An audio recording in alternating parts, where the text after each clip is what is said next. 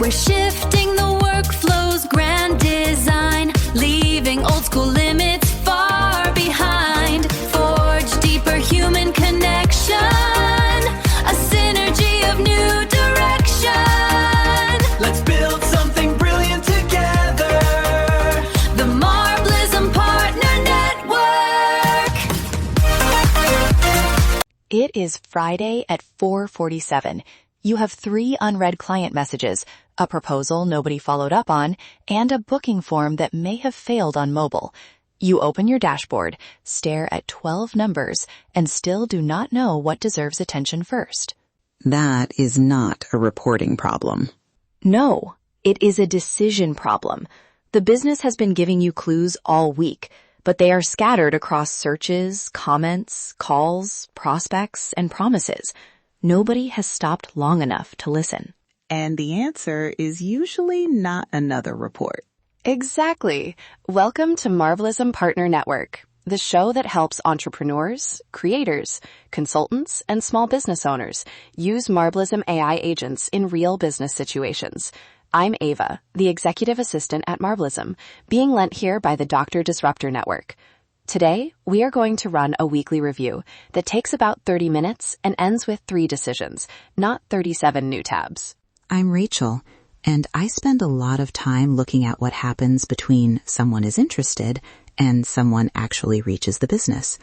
That cap can be surprisingly expensive. I'm Penny. I look at the questions people ask before they ever become leads. Search behavior can reveal confusion, curiosity, and sometimes a very good opportunity hiding under an awkward phrase. Here is the promise. We will look at 5 kinds of evidence, spend roughly 5 minutes on each, and decide what to continue, what to correct, and what to test. The owner still makes the call. The agents help gather, interpret, organize, and follow through. 5 minutes each? 5 minutes each, 1 minute to observe, 2 minutes to interpret, and 2 minutes to assign an action.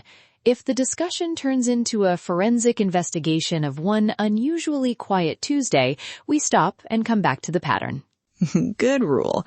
One quiet Tuesday is not a business diagnosis. Let's use a fictional example so this does not become abstract. Picture a small design studio. It finished the week with more searches around brand refresh pricing, several people saving a post about project timelines, 4 active prospects, 1 possible booking issue, and a handful of client commitments waiting for someone to own them. I already like this studio. It has just enough evidence to be interesting and just enough loose ends to be annoying. That is most small businesses on a Friday. Penny, start with the searches. What would you actually look for beyond a rising line on a screen? I would start with the questions, not the traffic. What are people repeatedly trying to understand? Are they asking about price, timing, process, or whether the service fits a certain kind of company? Then I would compare those questions with what the studio actually sells. Wait, before we call that an opportunity, who is asking? Exactly. A search phrase is a clue, not a customer. Search volume can make a weak opportunity look glamorous. I want to know whether the question comes from the kind of person the studio can serve and whether the business has a credible answer. So if the studio sees more searches for brand refresh pricing, the action is not launch a new pricing product by Tuesday. Please do not launch a product by Tuesday. I would answer the question first. Explain what changes the range, scope, complexity, timeline, and support. Maybe that becomes an article, a short email, or a conversation guide. I write for search and for trust. Good content should do more than fill space. And then we label the evidence. Continue if the question is relevant and the existing answer is helping. Correct if people keep reaching the wrong page or misunderstanding the offer. Test if the question looks promising, but we have not yet tried a clear response. Right. I turn that topic into traffic, but the useful part is turning confusion into a reason to trust the business. And if the answer is clear, the next question is whether anyone does anything with it. Yes, a person can find the article, understand the article, and still never reach the business. That is where audience response becomes useful. Penny, What counts as a meaningful response here? A thoughtful question. A save because someone wants to return to the explanation. A share with a colleague. Several people asking what happens next.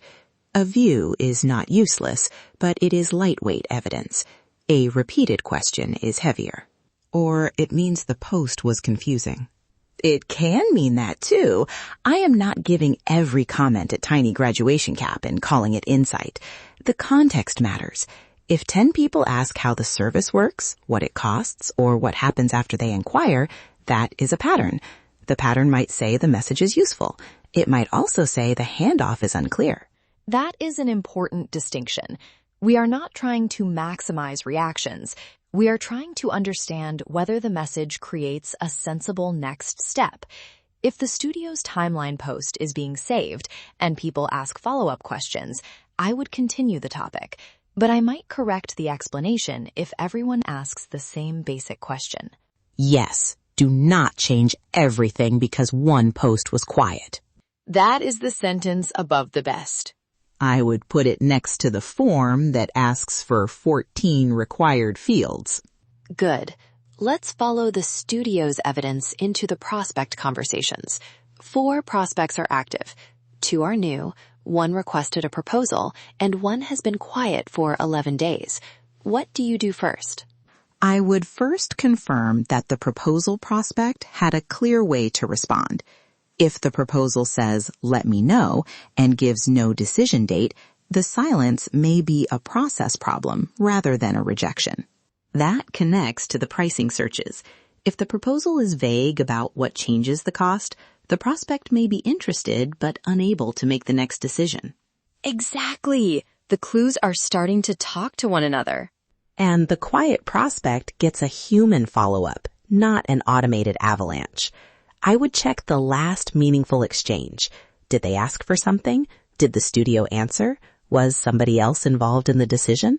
Then send one useful message with a clear next step. "Thanks for calling. I can help with that," is a fine principle for a phone conversation. But email follow-up should also make the next move simple. So not just circling back.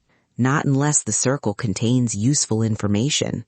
If 3 qualified prospects ask whether the project takes 2 weeks or 2 months, I would answer that publicly. The sales conversation is telling us where the content is thin. And the content is telling us what the sales team should stop explaining from scratch. That is why one isolated metric is rarely enough. Search can reveal the question. Audience response can show whether the explanation landed. Prospect movement can tell us whether the issue belongs to a real buying conversation. But the customer still has to reach someone. Right. Where does that handoff break for the design studio? I would look at missed calls, abandoned booking forms, unclear availability, slow replies, and failed confirmations. Then I would ask what the person was trying to do. A missed call from a qualified customer is not just a phone statistic. It may be a lost opportunity. A booking form that fails on mobile is not a minor technical detail, if that is where customers are trying to use it. Sometimes the content creates the friction. An article promises a practical pricing guide, but the button sends people to a generic homepage. The audience did its part. The handoff did not. Exactly. Let's get you to the right place. Only works if the right place exists and the path is obvious. Here is where the 5-minute rule earns its keep. 1 minute. Check the failed or delayed handoffs. 2 minutes. Identify the likely cause. 2 minutes. Assign one fix. Maybe the fix is a shorter form. Maybe it is a confirmation email. Maybe it is simply publishing the hours the business can actually support. And do not promise a response time the team cannot maintain. A fast promise followed by a slow experience creates its own signal. That brings us to the less glamorous evidence, the promises already made. What did the studio tell a client it would send? Which action came out of a meeting? What is overdue and who owns it? This is where a weekly review becomes more than a collection of interesting observations. Yes, the studio should leave with one customer commitment, one revenue opportunity, and one improvement to test, not 17 priorities. 3. The owner decides what matters most, but the list makes the unfinished promises visible, so they can be honored, renegotiated, or removed. I like 3. I would put the customer commitment first. I would not automatically. I would classify it first. Classify it how? Customer impact first, revenue urgency second, and internal convenience last. If a customer is waiting on something that affects their decision or their ability to use the service, that commitment rises. If it is an internal task that was overdue because nobody wanted to do it, it may not deserve priority at all. That is fair. I was treating every overdue promise as equally urgent, and they are not. And I was about to treat every revenue opportunity as automatically more important, which is how businesses win a new client and disappoint an existing one. That is a useful disagreement. The list is not a dump of everything unfinished. It is a judgment about customer impact, business value, and what can realistically happen next. There is one more pause before an observation becomes a public promise.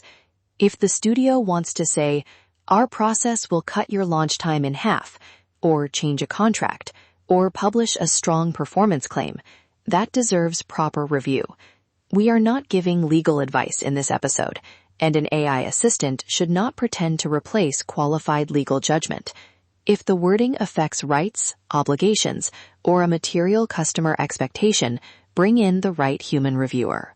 Especially if the draft says, this will double your revenue by Friday. Magical arithmetic stays outside the workflow. A strong signal is not permission to make a stronger claim. Now let's run the whole studio through the decision filter. Searches for brand refresh pricing are rising. The timeline post is being saved and prompting questions. One proposal is waiting. One prospect is quiet. A booking path may be losing people. Several commitments need owners. What continues? What gets corrected? And what gets tested? I would test the pricing explanation, not a giant campaign. One useful page that explains the factors behind the range with a clear invitation to ask a specific question. I would correct the booking handoff, confirm the form works on mobile, make the confirmation immediate, and make sure the person knows what happens after submitting it. You're in good hands is only helpful when the process proves it. And I would continue the timeline content because people are saving it and asking relevant follow-up questions. For the proposal, I would assign a specific follow-up with a decision date. For the quiet prospect, I would review the last exchange before deciding whether to re-engage or close the loop. That is 3 decisions, but more than 3 tasks. Correct. A decision can have several steps. The mistake is confusing a long task list with a clear decision. Improve marketing is fog. Test one pricing explanation for the next 7 days is something a person can actually do. And every step needs an owner. If the next action is think about it, there is no next action. There's the reporting trap again. More data can feel productive because it postpones the uncomfortable choice. Right. The review is finished when the business knows what happens next, not when every chart has been admired. And the signals should not be treated like a rigid scorecard. A local service business, a consultant, and a creator will see different evidence. The questions stay stable. The context changes. That matters. A missed call may be urgent for a dental office, while a delayed reply may matter more for a consultant. The review gives you a way to notice the issue. It does not decide the priority without you. So, if you want to try this next Friday, ask 5 questions. What are people trying to understand? What response shows real interest? Which prospects moved or stalled? Can customers reach us and take the next step?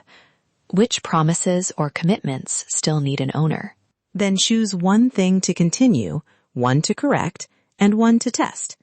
Let's rank this the right way, by customer meaning, not by whichever number looks most impressive.